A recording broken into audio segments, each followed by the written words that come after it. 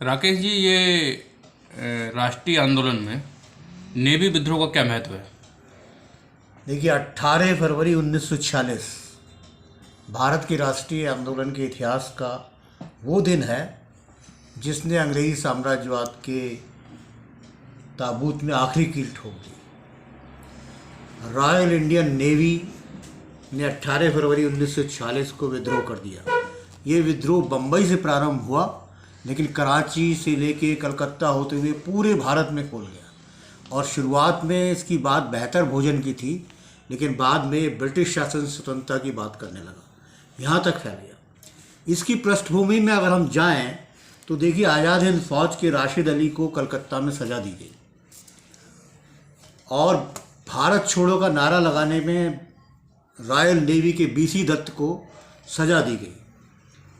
इन BC Dutt को जब गिरफ्तार किया गया तो इन दोनों ने बातों ने नेवी के अंदर बहुत उत्तेजना फैला दी।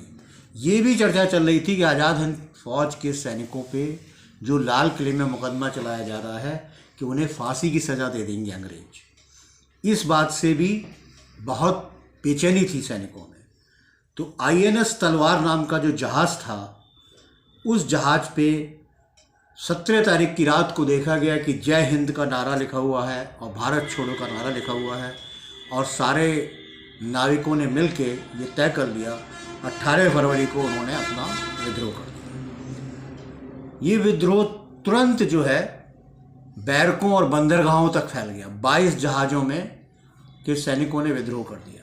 19 फरवरी को सैनिकों ने अपनी एक हड़ताल कमेटी बना ली और आज़ाद हिंद फौज के सिपाहियों की रिहाई की मांग करने लगे और इंडोनेशिया से सैनिकों की वापसी की मांग करने लगे। जब ये विद्रोह हो गया तो ब्रिटिश फौज के और लोग आए और आपस में लड़ाई हुई 3 दिन तक।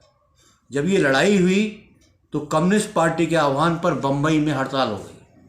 अब बम्बई में हड़ताल हुई और गेटवे ऑफ इंडिया पे हज़ारों लोग इकट्ठा हो गए खाना लेके भारतीय सैनिकों के लिए। तो पूरे बम्बई में जो बगावत फैलती नज़र आई तो उससे अंग्रेज डर गए। दूसरी तरफ अंग्रेज़ों को सूचना मिली कि पायलट लोग भी विद्रोह करने की सोच रहे हैं और भारत की सेना पूरा विद्रोह कर सकती है, इसलिए उनमें अंदर एक खौफ फैल गया और उन्होंने 46 में ही शीघ्र इसकी घोषणा ब्रिटिश संसद में कर दी कि हम भारत को आज़ादी देने जा रहे हैं।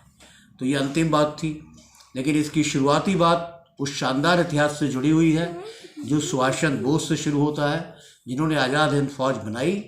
और आज़ाद हिंद फौज में अधिकतर वो सैनिक थे जो अंग्रेज़ों की तरफ से लड़ने के लिए गए, लेकिन सुभाष चंद्र बोस ने जब जर्मनी में बर्लिन रेडियो से प्रसारण किया कि सैनिक हथियार डाल दें और भारत के लिए फ़ौज बनाई जाएगी और लड़े, तो जिन सैनिकों ने हथियार डाल दिए उनसे बनी आज़ाद हिंद फौज।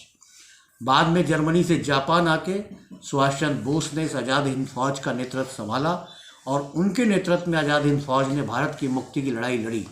भारत की मुक्ति की लड़ाई में उन्होंने सिंगापुर को मुक्त किया, अंडमान निकोबार को मुक्त किया, उनका नाम शहीद और स्वराज द्वीप रखा। सुभाष चंद्र बोस की आज़ाद हिंद फौज की इस लड़ाई से सारे भारत के सैनिकों में, भारतीय सैनिक जो थे भारत की फौज में, उनमें विद्रोह की चिंगारियां तो चल ही रही थी।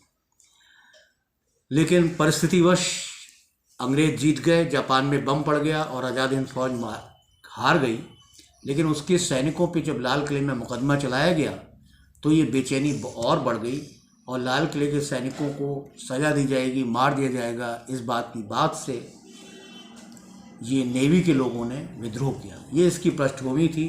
तो 18 फरवरी 1946 का वो शानदार दिन है जब रॉयल इंडियन नेवी ने विद्रोह किया और इस विद्रोह के डर से अंग्रेज़ों को भारत छोड़ने के लिए, जो 48 में घोषणा करने वाले थे, वो उन्हें 46 में घोषित करना पड़ा और 47 में भारत को आज़ाद करना पड़ा।